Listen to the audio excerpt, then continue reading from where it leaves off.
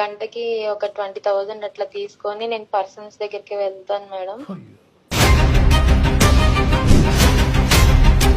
అది మా తల్లిదండ్రులు లేని దాని మూలాన నాకు ఎవరు చూసేవాళ్ళు లేక నా పరిస్థితులను బట్టి నేను చేసుకోవాల్సి వచ్చింది. ఎప్పటి నుంచి ఇలాంటి పనులు చేస్తున్నావు?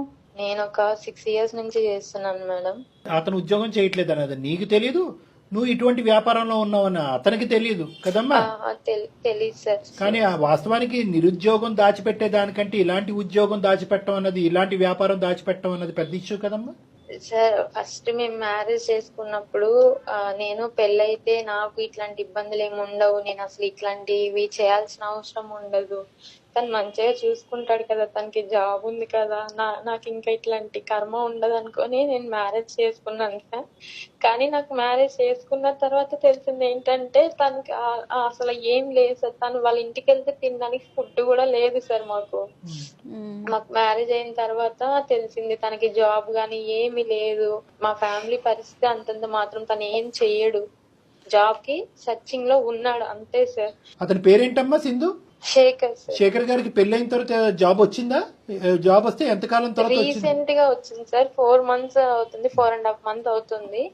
తనకి జాబ్ వచ్చింది అని తెలిసినప్పుడు నేను వెంటనే ఈ విషయం తనతో షేర్ చేసుకున్నా. నేను ఇంక తప్పు చేయకూడదు, ఇప్పుడు దాకా చేసింది కాదమ్మా సింధు, ఇంకొక చిన్న విషయం. ఇప్పుడు నువ్వు పెళ్ళైన తర్వాత కూడా కంటిన్యూ చేసావా ఆ పని? చేశాను మేడం. నా పరిస్థితులను బట్టి చేయాలి. పరిస్థితులు పాడుగాను. ఏమ్మా ఏదన్నా చేసుకోవచ్చు కదమ్మా. ఒక ఆడపిల్ల, ఒక తెలివైన ఆడపిల్ల, వినటానికి చదువుకున్న అమ్మాయిలా ఉన్నావు, తెలివైన అమ్మాయి కూడా లేదు సార్. ఏమన్నా చేయడానికి నాకు వేరే ఏం తెలియదు సార్. అమ్మ నీకు నువ్వేంటంటే అక్కడ గంటకి 20,000 అనే ఫిగర్ చూస్తున్నావే తప్ప నీతిగా బతకాలి, అట్లీస్ట్ పెళ్ళైన తర్వాత అంతా నీతి న్యాయంగా బతకాలి, ఒక ఒక ఒక భర్తకి తగినట్టుగా బతకాలి. ఓకే, మీ ఆయన ఉద్యోగం చేయట్లేదు, అట్లీస్ట్ నేను మంచిగా చూసుకునేవాడా? నన్ను చాలా బాగా చూసుకునేవాడు సార్. దాంట్లో మాత్రం నాకు ఎట్లాంటి ప్రాబ్లం గానీ అట్లా అంత మంచిగా చూసుకున్నాడు కాబట్టి ఏ రోజైనా కూడా ఈ గుట్టిప్పితే కనుక అది కూడా యాక్సెప్ట్ చేసేస్తాడని అనుకున్నాం. వాస్తవానికి 4 నెలలు బట్టి అతను యాక్సెప్ట్ చేయలేదు. మంచోడు. ఒకవేళ నా తల్లిదండ్రి ఉన్నా గానీ నన్ను ఇంతలా అర్థం చేసుకోరేమో. తను అంత బాగా చూసుకున్నాడు, అంత బాగా అర్థం చేసుకుంటున్నాడు. ఇంతకన్నా ఏం కావాలి లైఫ్ కి? తనకి చెప్పేద్దామని చెప్పి నేను ఇంకా తన దగ్గర ఓపెన్ అయ్యి చెప్పేశాను సార్. అంటే చెప్పేద్దామనే ఉద్దేశంతో చెప్పావా, లేదంటే పని ఆపేద్దామనే ఉద్దేశంతో చెప్పావా?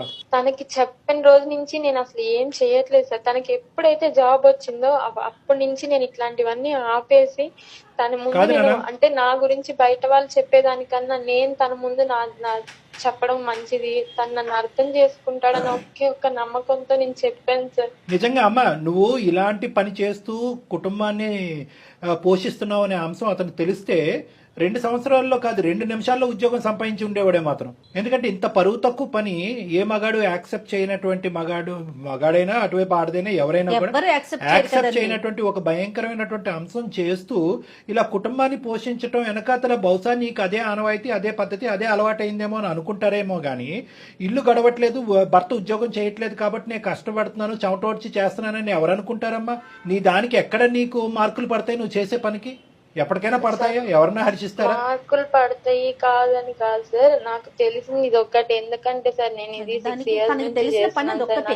నీకు తెలిసిన పని అమ్మ, నీకు తెలిసినటువంటి పని నేను చెప్పేటటువంటి పాయింట్ కూడా ఇప్పటికైనా ఒక 2 నిమిషాలు ఆలోచించండి. 4 నెలలు బట్టి నా భర్త మాట్లాడలేదు, ఎవరో అన్నట్టుగా నన్ను చూస్తున్నాడు, పట్టించుకోవట్లేదు అంటే కనుక నీకు ఇచ్చేటటువంటి పనిష్మెంట్ బహుశా నీ భర్త చాలా చిన్నదే ఇచ్చాడని అనిపిస్తుంది.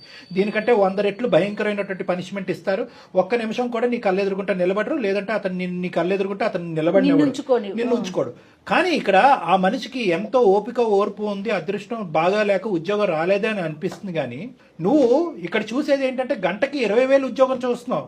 నేనేమంటున్నానంటే నెలకి 20,000 ఉద్యోగం దొరుకుండేది కదా నీకని అడుగుతున్నా. నువ్వు గట్టిగా వెతుకుంటే కనుక 6 సంవత్సరాల పాటో లేదంటే 7 సంవత్సరాల పాటో నువ్వు గంటకి 20 అంటే కనుక నెలకి నువ్వు ఎంత సంపాదిస్తున్నావు అనేది నేను అడగను, అడిగితే కూడా బాగుండదు. నేను సంస్కారవంతుని, నేను ఆ మాట అడగను. ఇక్కడికి వెళ్ళినా నాకు జాబ్ అనేది ఎవరు ఇవ్వట్లేదు. ఇంకేస్ బయట తెలిసిన వాళ్ళు అది పూర్తిగా నీ ప్రయత్న లోపమేనమ్మా. అమ్మ, మీ ఆయన అదృష్టం లేక ఉద్యోగం రాలేదు, అతను అలా కష్టపడ్డాడు. నీకేంటంటే నీకు థ్రెషోల్డ్ ఎక్కువయ్యి అంటే నీకు కావలసినటువంటి డబ్బు ఏ లెవెల్ సంపాదన అయితే నీకు బాగుంటుందనే ఆలోచనతో నువ్వు ఇతరత్ర చిన్న డబ్బులు వచ్చి నీతిగా బతికేటటువంటి అంశాలు వచ్చి అంటే ఇలాంటి పనులు చేసే వాళ్ళంతా నీతిమాలిన వాళ్ళని నేను అన్ను. అది కూడా వాళ్ళ అవసరం రీత్యా అది ఒక విధమైనటువంటి ఒక కష్టం, ఒక విధమైనటువంటి వ్యాపారం. కానీ ఏదైతే పెళ్లి తర్వాత ఈ కారణం చెప్తూ నువ్వు కంటిన్యూ చేస్తున్నావు చూడు, దాన్ని నీతిమాలినటువంటి పని అని నేను అంటున్నా. ఎందుకంటే ఆ పని చేసుకునేటటువంటి వాళ్ళు అందరూ కూడా ఏదో సుఖానికో సంతోషానికో చేయరు, వాళ్ళ పట్టకూడు గురించి చేస్తారు. అది కూడా ఒక వ్యాపారం. దాన్ని కూడా కొన్ని లీగల్ గా కొన్ని ఇల్లీగల్ గా పొట్టకూటి కోసమే చేసుకున్నాను సార్. నా తల్లిదండ్రి ఉంటే నాకు చదివిచ్చేవాళ్ళు, నేను కానీ ఏదో ఒక ఎప్పుడైతే ఉద్యోగం చూసుకునేదాన్ని. నాకు ఆ చదువు లేని వాళ్ళు ఎవరు అన్నం బతకట్లేదమ్మా పెట్టింది సార్. సమాజంలో. నేను దాన్ని నమ్ముకునే బ్రతికాను సార్. అసలు ఆ మాట నేను చెప్పొద్దుమా. అది చేస్తున్న కాదు సింధు, రోజులు ఇక్కడ సింధు two నువ్వు things. వినట్లేదు, సింధు వినాలి. 2 things ఇక్కడ. ఒకటి, పెళ్లికి ముందు నువ్వు చెప్పినటువంటి కథని నేను హర్షిస్తాను. ఓకే, చదువు లేదండి, తల్లిదండ్రులు లేదండి, పట్టుకూడు గురించి అండి, బతకాలండి, తప్పదు కదండి, అక్కడి వరకు నాకు అర్థం. పెళ్లి అయిన తర్వాత నీ ఆలోచన, నీ ఉద్యోగం, నీ వ్యాపారం, నీ అభిప్రాయం ఎంత అయితే ఇంపార్టెంటో అది సమతూగేటటువంటి విధంగా నీ భర్త యొక్క ఆలోచన కూడా అక్కడ ఇంపార్టెంట్. అదే ఒక పెద్ద సముద్రం లాంటి మనసు ఉండేటటువంటి భర్త వచ్చి ఓకే నేను ఎలాగ చేయట్లేదు, నువ్వు కూడా ఆ వ్యాపారం చేసుకో అని అంటే కనుక అది వేరే విషయం. ఏ మొగుడు అంటాడు, ఏ మగాడు అంటాడు.